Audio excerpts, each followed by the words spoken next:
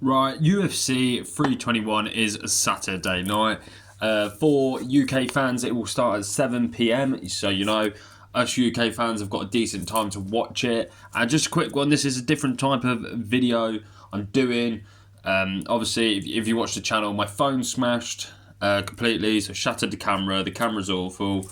So I'm giving this a go. So, quick thing, we're going to try to do that. And also, I am doing each and every individual fight as a different video. So this will be, the main event will be a separate video, the co-main event, the featured bout, blah, blah, blah, stuff like that. So stay tuned, give it a watch and all that business. So Tom Aspinall versus Ciryl Gane in the heavyweight division. Tom Aspinall being the heavyweight champ, Ciryl Gane being ranked number 1. Now, this is a very good matchup for the division. It's the matchup what needs to happen. Both guys, in my opinion, are the best of the best. Aspinall obviously hasn't really lost. I know he had that slip-up against Curtis Blades, but that weren't really a slip-up. It was an injury in the first, 10 seconds or something like that. Bounced back and got the win. So, Aspinall kind of hasn't lost in the UFC.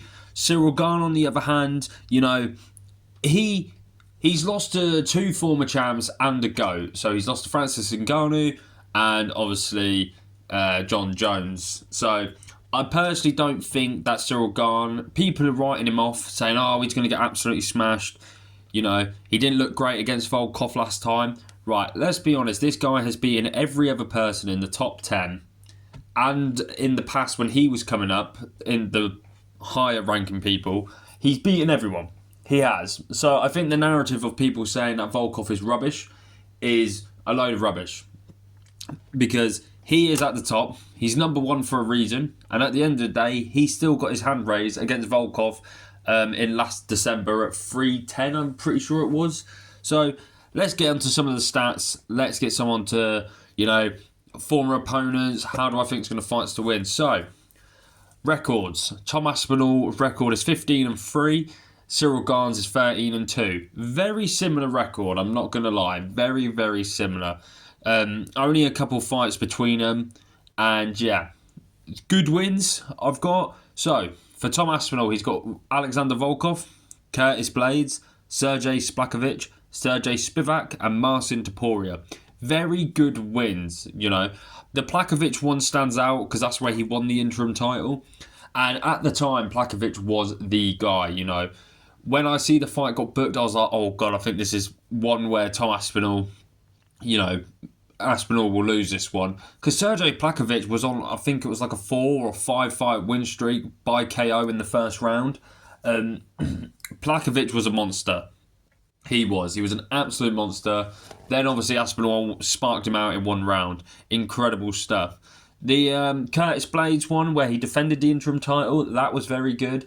A lot of questions were answered that night in the fact of, people were like, the injury happened. Is that going to play a mental game on Tom? No, once again, Aspinall just went in there and absolutely starched him. And Marcin Topuria, that was a good win. So was the Spivak win. The Volkov win, that has aged like fine wine because now Volkov is a top 3 guy.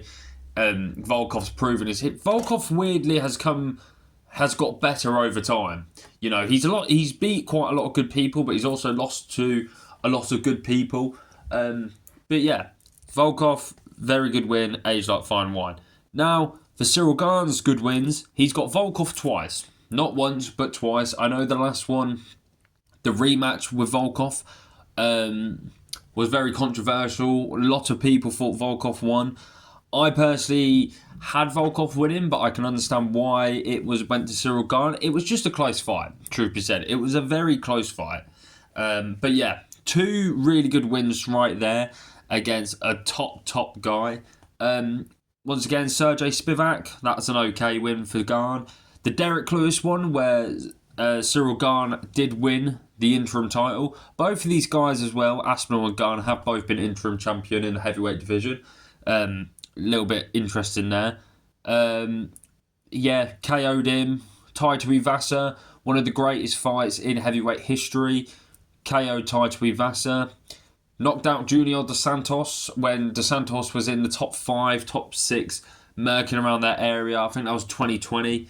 And then Jairzinho Rosenstruck, Biggie Boy, got the win there. So once again, both of these guys have got very good wins on their records. You know, if you look back at other heavyweights' resumes and compare it to these two will definitely go down as some of the best heavyweights we've had. Obviously, Aspinall will go down as, I would like to say, top 10 best heavyweights ever in the UFC. Ciryl Gane you could put up there. I still think Ciryl Gane's very, very good, highly rated. I know people don't rate him, but he is. He is one of the best guys we've seen.